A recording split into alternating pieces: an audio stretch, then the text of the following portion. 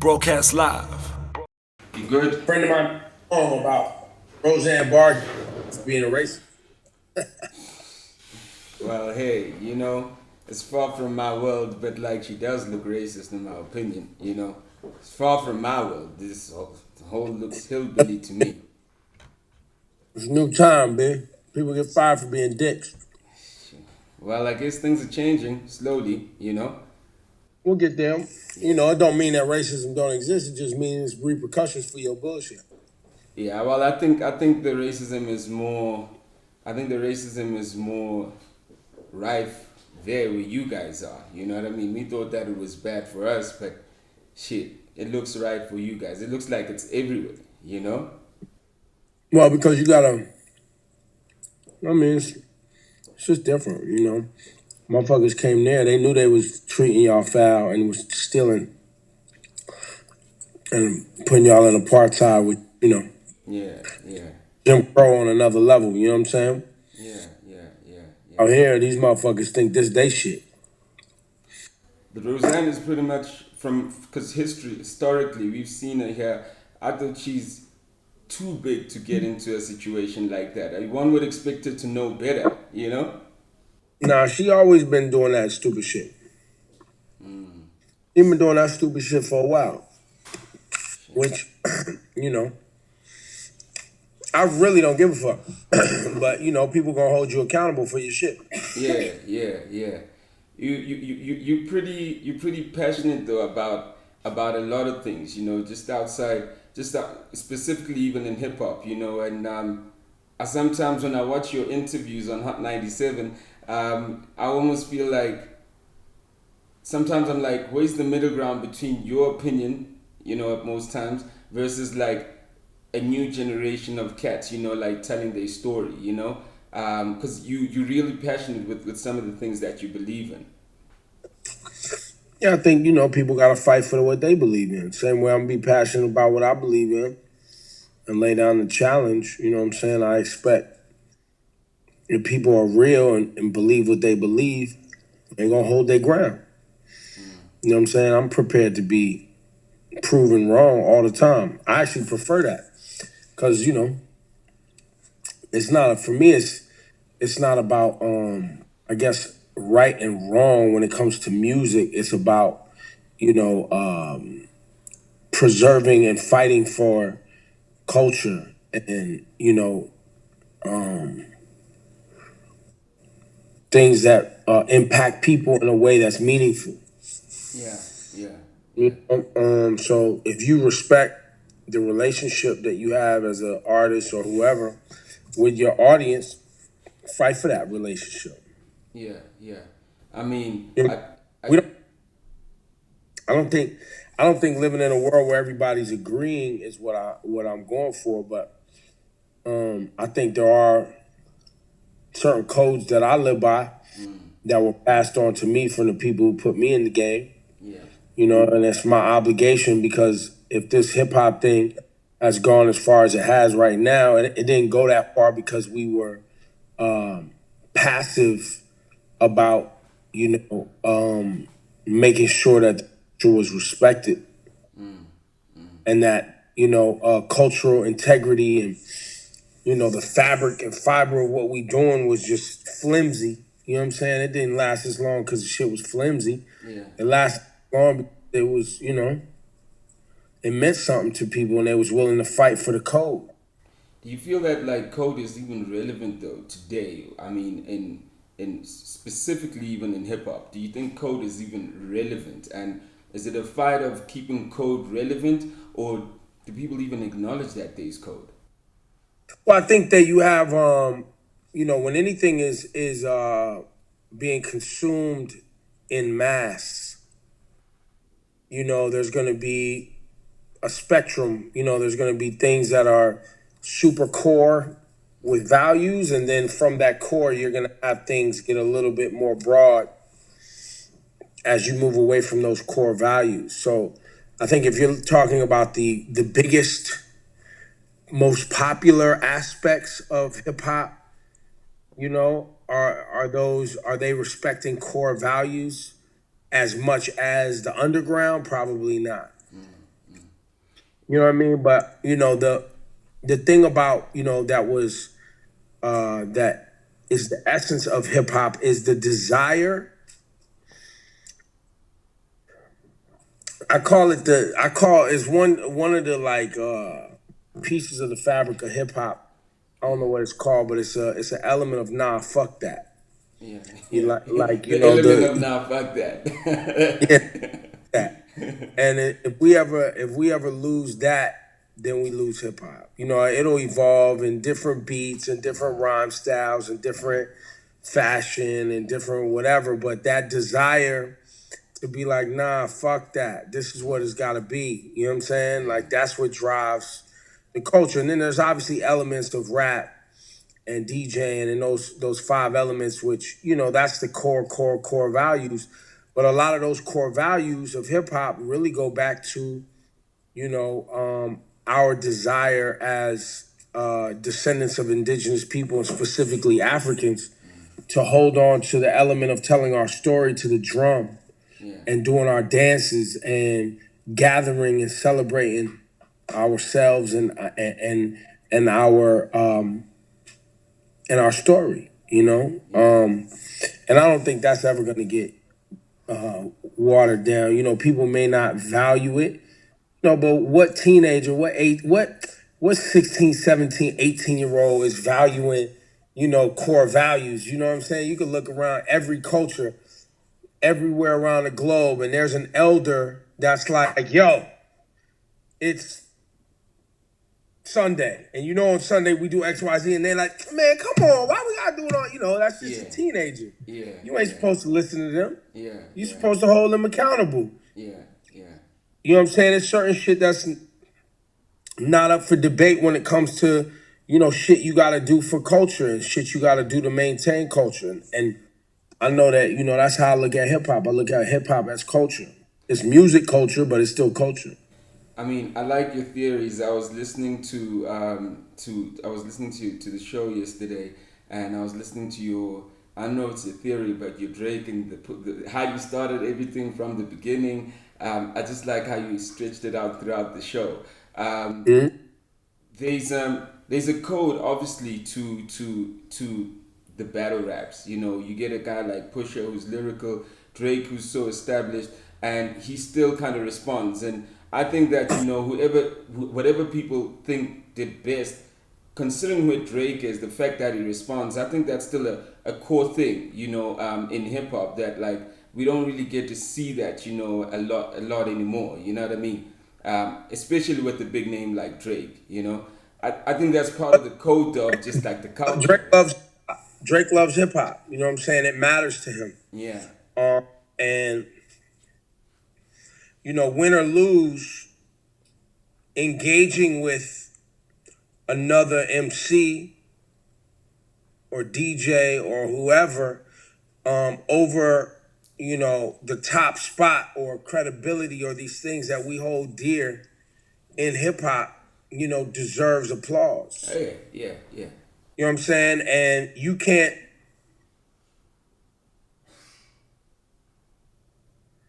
um you can't forsake that if you're going to remain um in this game. You know what I'm saying?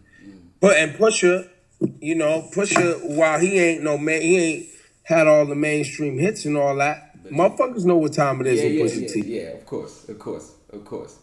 You Yeah, know what I'm saying? That's why Drake responded. Because if he didn't, he let Joe Budden went at him hard. He ain't give him. But I also think Drake responded because he got an album dropping soon. And he also know that Pusha got that Kanye machine, so he got to be careful. Like he gonna be like, oh, this motherfucker got a machine. yeah. If I don't respond, he just gonna keep tapping me and tapping me and tapping me, And he been and he tapping. could get a hit song from Kanye and really hurt me. Yeah, yeah, yeah, yeah. So I think with that in mind, Drake. You know, Drake had to do something. So you say you tweeted once that you have theories around how major record label owners aren't happy about black or brown faces ruling the international charts. How do you think Apple Music can change that? And can you also elaborate? You see, that's what I'm saying. I'm always, when I see you say theory, I'm like, I wonder what that theory is. Wait, say it again from the top. How do I feel about black and brown faces ruling the Yeah, charts? you tweeted that you have theories around how major record labels aren't happy about black or brown faces ruling the international Oh, charts. Yeah. I believe that, the the popularity of hip hop, um, compromises the ability for the power structure to continue to to erase black and brown people from the conversation. You know what I mean? Because it becomes frustrating when the power structure of politics and government and world economic influence, you know, um, is challenged by the have-nots Yeah. and the undesirables. And hip hop is an extension of the black nationalist movement in America. And so, I come from the '90s where there was frustration there with Pac and NWA and Nas and Gangstar and Public Enemy and these groups that challenge the power structure. Yeah. And so now you have a Kendrick Lamar, you have a J. Cole, you have these entities that have big voices that can cause people in mass to not accept status quo. And that's that's something that hip hop needs to, as we continue to make hits and be and rule the charts, that's something that needs to be cared for, Yeah. and something that we need to make sure that we don't lose sight of our influence, and also the ability for Black Americans to reconnect with to reconnect with other brown and Black countries around the world Yeah. and share ideas, tourism, commerce, empowers African nations, as well as giving Black people in America a self awareness that we haven't necessarily had before. Yeah. And I think that the more we can connect over what's natural to us, which is music and sharing our stories and something that is really the essence of who we are, and then we can travel, share, and reconnect and fall in love with one another. While there's cultural differences, we know that the struggle is something that we can all identify and see each other, Yeah. and hopefully build those bridges. Let And me, I don't you know I don't know if I don't know if America is ready for Black people to really start moving back and forth to Africa and reconnecting in that way. And I really don't care if they're ready, but I really want Black people to get ready. Yeah. Tell me, you had you obviously like Hot 97, but what does it mean when artists from the culture get mainstream success and they start coming to the traditional platforms like that supported them when they started? I mean, the reality, I mean, I saw a lot of your comments around like Kanye, and I've been watching that, but I wouldn't see him almost with where he's at, and I could be wrong. I don't see him coming to Hot 97, which for me doesn't make sense because I don't go to TMZ, right? But Kanye still Yeah, I happens think to be there. it's a matter of, I think first you factor in artists wanting to control the narrative, which I don't really, if that's what you want to do, it ain't gonna stop my day. You know what I'm saying? I'm gonna be able to have a conversation with my audience with you there or not. You know what I'm saying? So a lot of interviews happen every day. So I never built what I do on having an interview or getting the big interview. You know what I'm saying? Because a lot of times people either A, are going to come through and have prepared evasive responses, or B, not really say much at all and kind of give you these one word answers, which then puts you in a position of feeling like they disrespecting your audience that comes to you every day, and now you got to say something crazy to them because they done got up here and your audience is listening and they hitting you with these one word answers like you stupid. And so now we got a problem because I'm gonna be like, so that's really all you got to say? Like, now it gets awkward, and I love awkward. Yeah, you do. You know what I'm saying? Like, y'all, if you want to act stupid, we can act stupid. Yeah. But yeah, so I understand why artists want to have a safe environment where they can control the narrative. I understand why artists want to take their content and control the distribution and all those things. And, coming to FM radio or any outlet, for a marquee artist means that I'm giving whatever outlet that I'm on content, which is, my voice, my story, my whatever. So I get their strategy. It doesn't bother me at all. But I guess with streaming platforms like Apple Music and in fact like just Beats One Radio, where off one app you can basically reach the world. Don't they, especially if it's someone that's got like a view of where they want to go with their careers, wouldn't they see more value? And I see your interviews are different from Hot 97 on Beats One. They're very much around the music, but do you see more artists actually seeing the value of reaching the world in that space versus probably like traditional FM radio? Yeah, look, I think it's case by case. There's artists that don't see the value. There's artists that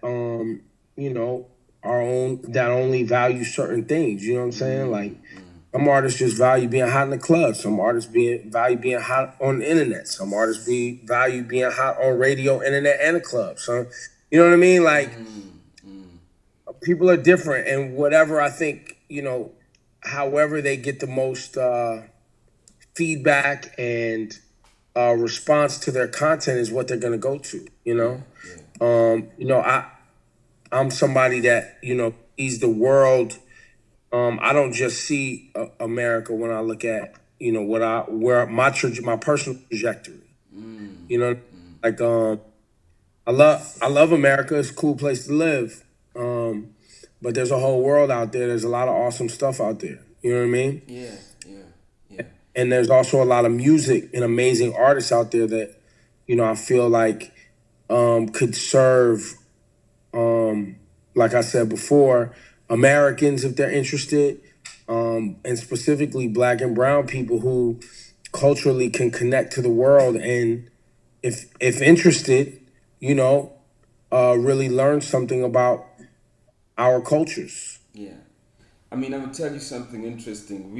Tonight you're actually going to be playing one of the youngest and biggest South African hip hop stars. Here, his name is Nasty C. Yeah, man. Have you heard most of his stuff? I don't know if I've heard most, but I heard some. Yeah. We're premiering a song tonight. He's I think he's not even 21, but he invited us to listen to the album on Monday, which is dropping in July, and just the context, of a 21-year-old with the things that he writes and he thinks, they're amazing. How do you curate the African music that you play on your shows? I mean, first I ask around because obviously I'm not in Africa, so I ask people who are out there. Yeah. And then I also listen to shit that sounds good to me. I don't understand the language, but that's never stopped me. I don't speak Spanish. I don't speak French. Yeah. My English ain't even that good. Let's keep it 100. So, it's all about soul. It's all about feeling. It's all about that, shit feeling like something.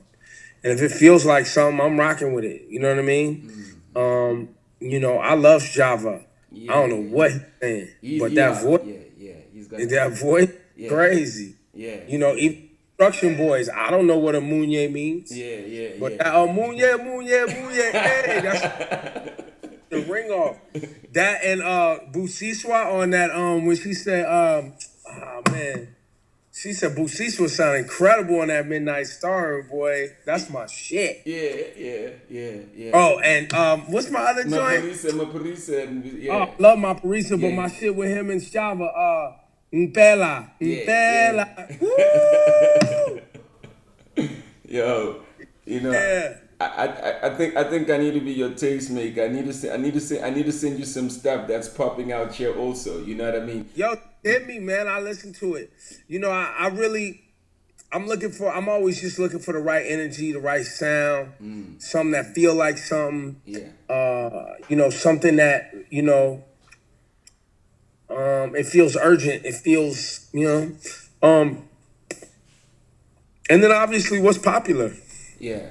I mean, connecting is key because, in my opinion, it's.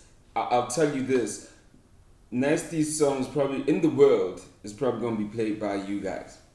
Yeah. It's besides probably like a platform like ours that would acknowledge it, but in the world, in the whole wide world, the whole of South Africa probably won't jump on it even when he drops it tomorrow. You know what I mean? As a station, except like our platforms and people that are online. So what you guys are doing is important because like it literally like kind of sets a standard. Like yo, this is what's hot in the world, not just in South Africa. You know what I mean? Yeah.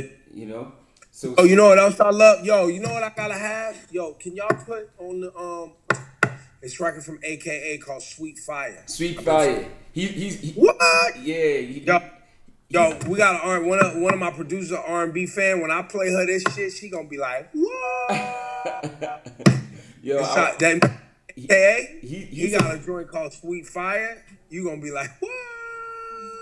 It's a hot song, and you know different right now. the real thing about Sweet Fire, it uses a lot it uses a lot of elements from an old South African song, you know. So it's pretty interesting. What Sweet Fire does? Yeah. I don't know if you can see, but like, well, if you can.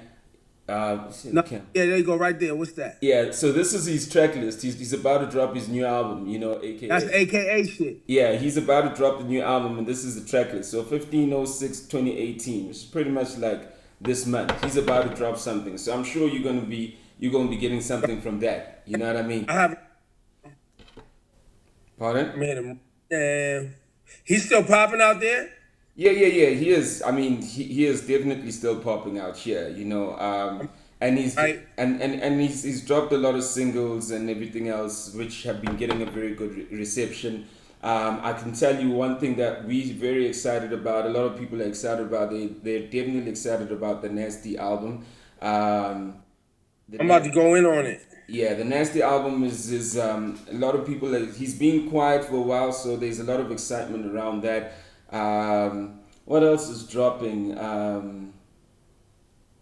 Damn, you caught me off guard. I never knew the conversation would go yet. Yo, well, just send me some shit. Y'all got my info. Yeah. I'll get your info. I mean, I just got you here on the call, but I'll get your info and I'll just drop you some stuff, you know, and you could check it out and see what you rock with. And I guess also I'll give you context also, so you know what is actually like popping. You might not like it, but I'll tell you that it's popular. Do you know what I mean? Nah, let me get that. Stop hating. Now I'll send it through. You know, I was just playing. You know, yeah, man. So that's pretty much. Yeah, I need to get to South Africa. I haven't all the way had time, but I need to get there. Yeah, you do, man. There's so much. And I think it would be dope just if you specifically came through to our side of the world, just interact with the artists, you know. And just make them see, you know, the global. You know, a lot of the artists think that like they gotta like sound like they from America to break. You know what I mean? And you got the context. You know what you want to hear. You know, and if it comes from you, it'll probably be strong. You know what I mean? Yeah. You know.